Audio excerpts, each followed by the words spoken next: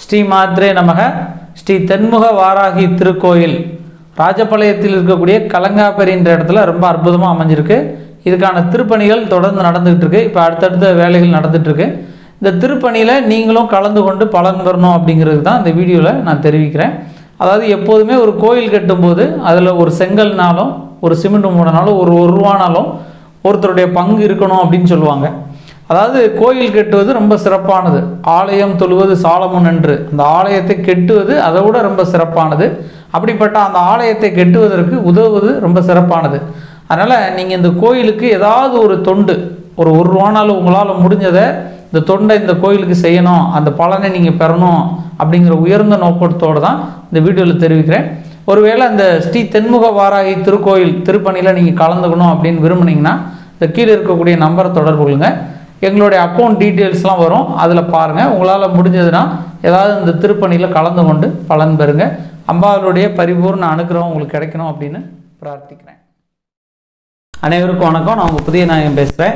நீங்கள் நிறைய யூஸ்ஃபுல்லான விஷயங்கள் பார்க்கணும்னு நினச்சிங்கன்னா யூஸ்ஃபுல் 96 சேனலை மறக்காமல் சப்ஸ்கிரைப் பண்ணுங்கள். சனி பெயர்ச்சி எப்போ வருது அப்படின்னு நம்ம பார்த்தோன்னா, இந்த சனி பெயர்ச்சி வந்து 20/12/2023 மார்கழி மாதம் 4ஆம் தேதி புதன்கிழமை அன்று நிகழவுள்ளதான் சனி பெயர்ச்சி. நான் சொல்கிறது வந்து வாக்கிய பஞ்சாங்க முறைப்படி திருநள்ளாறில் நடக்கக்கூடிய அந்த நிகழ்வான சனி பெயர்ச்சியுடைய தேதி தான் 20/12/23. அதாவது சனி பகவான் மகர ராசியிலிருந்து கும்பராசிக்கு பெயர்ச்சி ஆகக்கூடிய நிகழ்வு தான் இந்த சனி பெயர்ச்சி. மாலை சுமார் 5:20 சனி பகவான் மகர ராசி அவிட்ட நட்சத்திரம் 2ஆம் பாதத்தில் இருந்து கும்பராசி அவிட்ட நட்சத்திரம் 3ஆம் பாதத்திற்கு பெயர்ச்சி ஆகக்கூடிய நிகழ்வு தான் இந்த சனி பெயர்ச்சி. இந்த வீடியோவில் வரக்கூடிய இந்த பெயர்ச்சி பலன்கள் இது எல்லாமே வந்து பொதுவான பலன்களே. உங்களோட ஜாதகத்தில் இருக்கக்கூடிய அந்த கட்டங்களில் உள்ள நிலைகளை பொறுத்தும், உங்களோட நடப்பு திசை இப்போ நடந்துட்டு இருக்கக்கூடிய திசா அமைப்புகளை பொறுத்தும் சில மாறுதல்கள் இதில் இருக்கும் அப்படிங்கிறத நான் தெரிவிச்சுக்கிறேன். அதாவது இந்த வீடியோவில் வரக்கூடிய எல்லா பலன்களுமே பொதுவான பலன்கள் தான். உங்கள் ஜாதகத்திலும் உங்கள் கட்டங்களில் உள்ள நிலைப்படி சின்ன மாற்றங்கள் இதில் இருக்கும் அப்படிங்கிறத தெரிவிச்சுக்கிறேன். நன்றி.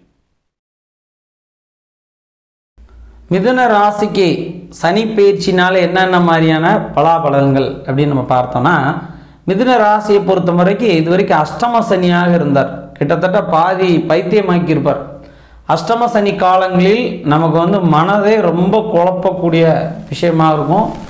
தேவையற்ற விரைய செலவுகள் ஏற்படும், பகை உணர்வு ஏற்படும். யாருப்படியா நம்ம சண்டை போட்டுகிட்டே இருக்கணும், வீணான குழப்பங்கள், வீணான வாக்குவாதங்கள், வீணான பகை இதெல்லாம் ஏற்பட்டிருக்கும்.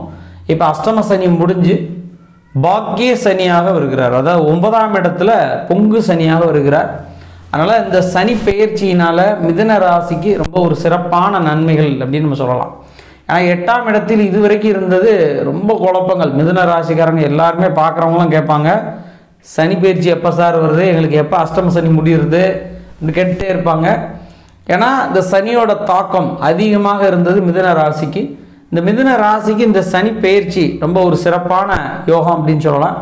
பாக்கியம் அப்படின்னா உத்தியோக பாக்கியம், திருமண பாக்கியம், குழந்தை பாக்கியம், வீடு கட்ட பாக்கியம், அப்படி பாக்கியம் கொடுக்கக்கூடிய பாக்கிய சனியாக இருக்கிறார்.